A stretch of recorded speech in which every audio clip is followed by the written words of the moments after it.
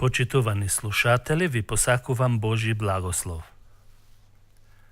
Зошто постојат толку многу христијански толкувања или цркви?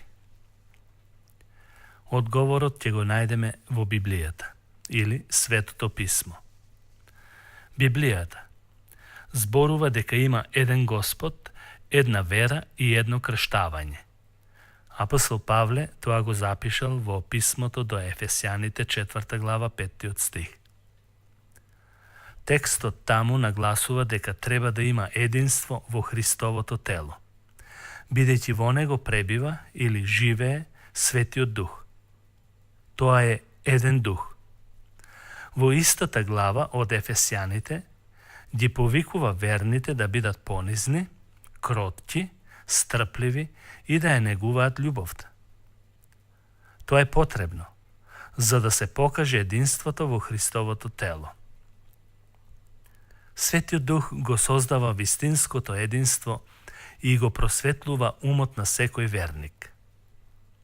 Ако светот би бил совршен, тогаш секој верник би го проучувал писмото така како што треба, би се молел и би зависел од просветлувањето на Светиот Дух.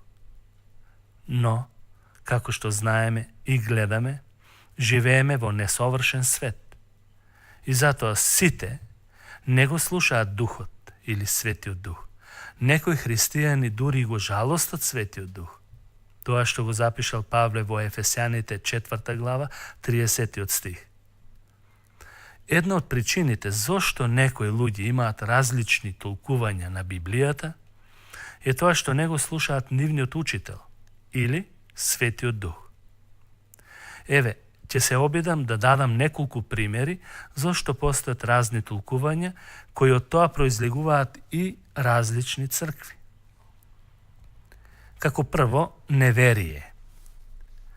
Факт е дека мнозина кои тврдат дека се христијани всушност никогаш не биле и не се наново родени од Светиот Дух. Тие се нарекуваат христијани, но никогаш не ја доживеале вистинската промена. Таквите луѓе не ја читаат Библијата, дури и не веруваат во нејзиниот авторитет, а сепак си земаат за право да поучуваат од нејзе, за да ги некако оправдат нивните ставови кога им треба нешто. Тврдат дека зборуваат во името на Бог, а живеат атеистички. Голем број на погрешни толкувања произлегуваат токму од таквите извори. Библијата тврди дека е невозможно неверникот да го толкува писмото на правилен начин. Павле е јасен, а душевниот човек не го прима она што е од Божиот Дух, зашто тоа е безумство за него и не може да се ознае, зашто за тоа треба да расудува на духовен начин. Ова е запишено во првото писмо до Коринтијаните, 2 глава, 14 стих. Неспасената личност не може да ја разбере вистинската содржина на Библијата, без разлика на неговите интелектуални способности. Тоа е така, бидејќи нема просветлување од Светиот Дух. Има и пастори, бискупи, учители, кои не се на патот на вистината, дури и го немаат спасението.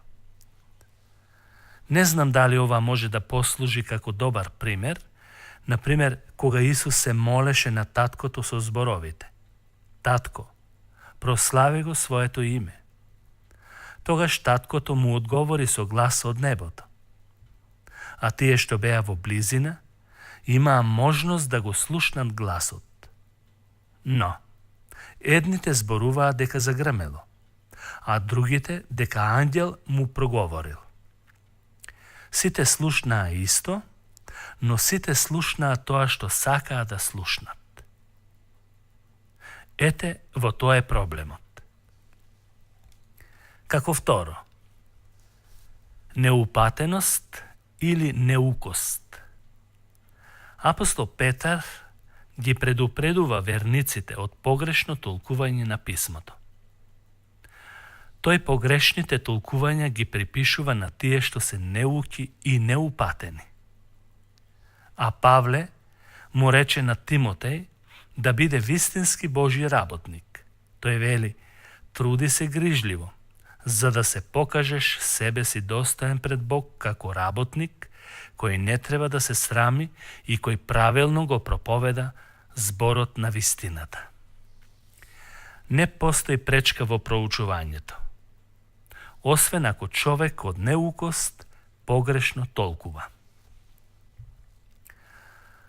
Како трето, има лоша херменеутика.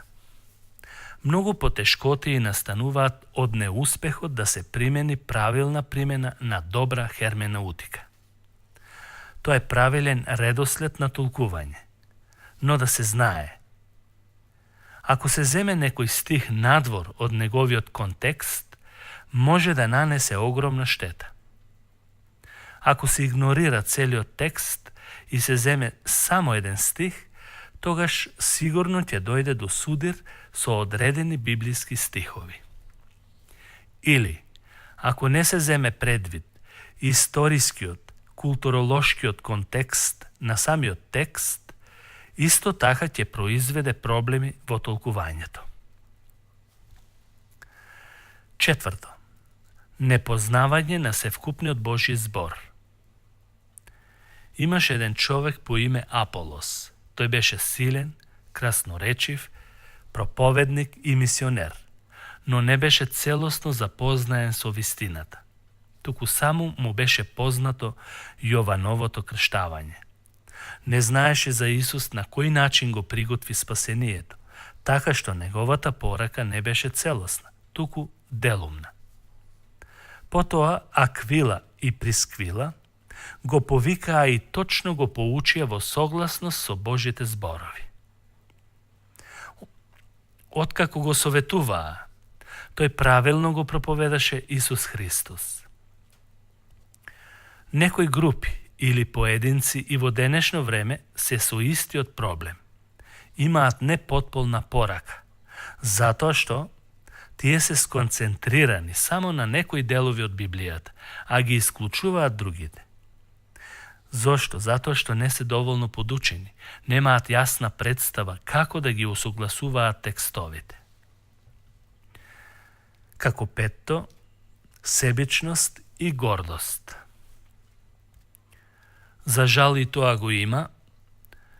Многумина нивното толкување на Библијата се сведува на личните побуди, со посакувани доктрини на поединци. На некои луѓе им се допаѓа нешто што е сосема ново, дури што не е поврзано со историјата на црквата, или се сведува на некој од историјата и само тој се зема за авторитет. Трети, се зацепуваат во нови откровенија и во нив бараат нова перспектива. Библијата им представува можност или шанса за лична промоција, како што тоа е јасно представено во посланието од Јуда.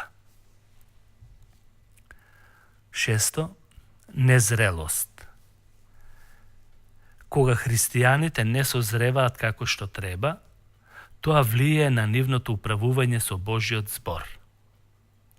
Павле на незрелата црква во Коринт им пишува следново: со млеко ве напоив, не со тврда храна, зашто уште не можевте да ја поднесувате, а ни сега не можете зашто сте уште телесни. Не сте ли телесни и не живеете ли како обичните луѓе, кога меѓу вас има завист, спорови и поделба? Незрелиот христијанин не е спремен да се храни со месо и тврда храна. Тој се храни со млекце, а од него не може да се очекува зрели одлуки или исправни толкувања. И седмо, неправилен нагласок на самата традиција. Некои цркви тврдат дека веруваат во Библијата, но нивните толкувања се филтрираат преку воспоставената традиција на нивната црква. Таму каде што традицијата се спротивставува на Библијата, луѓето даваат предност над самата традиција и со тоа го одрекуваат авторитетот на Божјиот збор. Сето тоа произведува да се дава водство на луѓе кои немаат Божи авторитет. Библијата е јасна по сите важни прашања. Нема нешто нејасно во неа. Во врска со Христовото божество, рајот, пеколот, спасението само по милост и само по вера. Меѓутоа, има и некои други нејасни теми кои не се поврзани со самото спасение, што водат кон разни толкувања. Например, немаме јасна представа колку пати треба да земеме Господова вечера во годината или каков стил на музика да слушаме. Се разбира духовна. Како седмо, неправилен нагласок на самата традиција. Некои цркви тврдат дека веруваат во Библијата, но нивните толкувања се филтрираат преку воспоставената традиција на нивната црква. Таму каде што самата традиција се спротивставува на Библијата, луѓето даваат предност на самата традиција и со тоа го одрекуваат авторитетот на Божјиот збор. Сето тоа произведува да се дава водство на луѓе кои немаат Божји авторитет. Библијата е јасна по сите важни прашања. Нема нешто нејасно во неа во врска со Христовото божество, со рајот, пеколот, спасение само по милост, праведникот ќе живее само преку вера и така натаму. Меѓутоа има и некои други нејасни теми кои не се поврзани со самото спасение, што водат кон разни толкувања. Например, немаме јасна представа колку пати треба да земеме Господова вечера во годината или каков стил на музика да слушаме, се разбира духовна. Искрените и честните христијани имаат различни ставови по овие прашања. И значи ли тоа дека некој, ако не се согласуваат со овие прашања, да не се дружат како христијани? Тоа што е важно е да бидеме догматични таму каде што е писмото догматично, а да избегнуваме догматичност таму каде што писмото не покажува догматичност. Црквата треба да настојува да го следи моделот на првата црква во Ерусалим. Таму ни се вели и беа постојани во апостолското учење, општувањето, во раскршувањето на лебот и во молитвите. Во првата црква постоеше единство, затоа што сите беа втемелени на апостолското учење, кое им беше дадено директно од учителот Исус. Во црквата би имало единство, ако секој се врати кон апостолското учење и ги отфрлиме некои погрешни доктрини, трендови и забави кои се вовлечени во денешните цркви.